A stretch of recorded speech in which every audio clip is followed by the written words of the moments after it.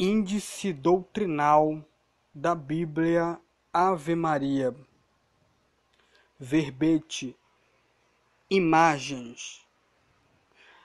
A proibição do Êxodo, capítulo 20, versículo 4 seguintes, e do Deuteronômio, capítulo 4, versículo 15 seguintes, aplica-se às imagens cultuais, ou seja, de culto. No Novo Testamento, a palavra imagem é usada às vezes no sentido de expressão autêntica e adequada.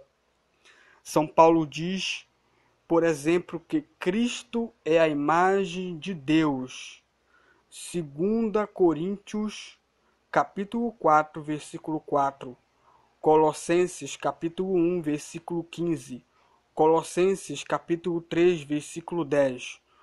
Outras vezes indica subordinação de uma ordem inferior a outra superior. Por exemplo, o cristão em relação a Cristo. O cristão é a imagem de Cristo. Romanos capítulo 8, versículo 29. A vida terrestre em relação às realidades espirituais. 1 Coríntios capítulo 15, versículo 49. 2 Coríntios capítulo 3, versículo 18. Neste sentido, se diz que o homem foi criado à imagem de Deus. Gênesis capítulo 1, versículo 26 seguintes. Gênesis capítulo 5, versículo 1.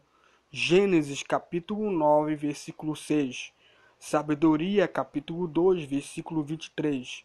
Eclesiástico capítulo 17, versículo 1.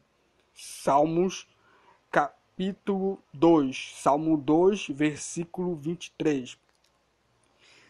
Tanto no Êxodo como no Deuteronômio, a proibição de imagens refere-se às imagens dos deuses estrangeiros, e não de qualquer espécie de desenho, pintura ou escultura. Trata-se de ídolos e de figuras de deuses falsos, que tomavam forma de pessoas, animais, astros e etc. Tanto é assim que o mesmo Deus mandou Moisés fazer uma serpente de bronze.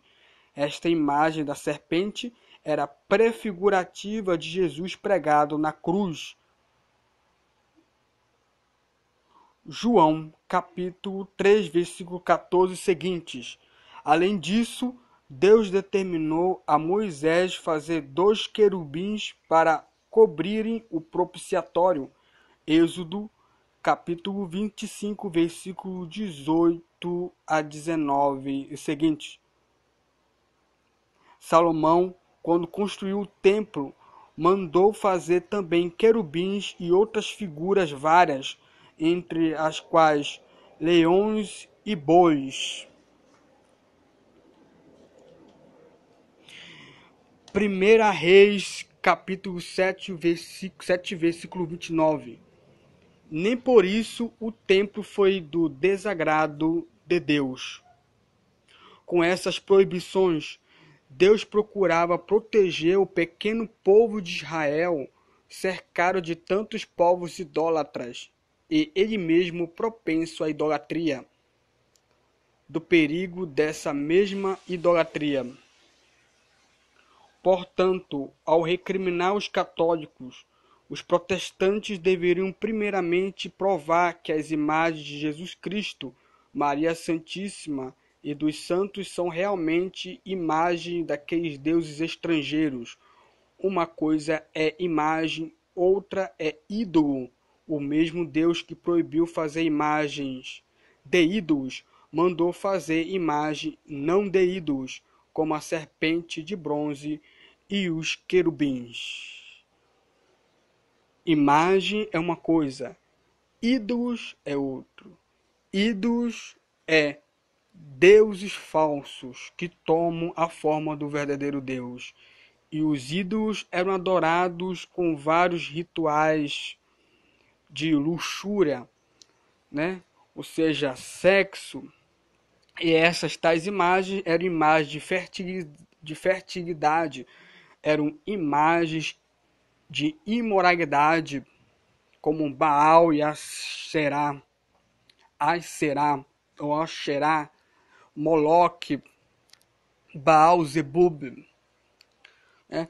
Todas essas divindades, todos esses ídolos, né, são imagens de deuses falsos.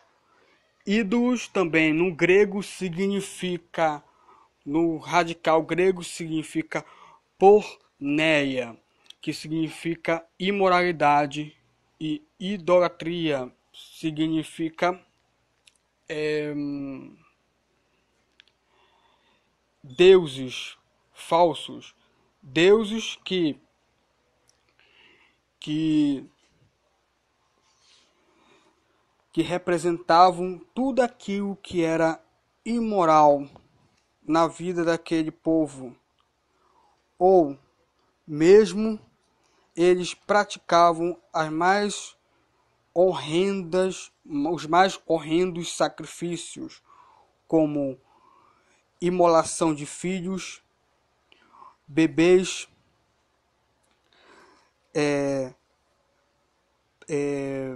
o adultério, ou várias formas de luxúria e várias formas de sexo grupal, ou seja, não tem nem comparação com a veneração das imagens sacras do catolicismo. Ou seja, não tem relação nenhuma. E outra coisa que define a idolatria. A idolatria ela se define em um sacrifício de sangue. Ou seja, se oferece a alguém, ou se oferece um filho, ou se oferece um boi, ou se oferece outras coisas mais em sacrifício exatamente para aquele ídolo, aquele Deus falso criado pela mentalidade e imaginação daquele povo pagão. Nas imagens sacras não existe isto, porque não são ídolos e nem existe a idolatria.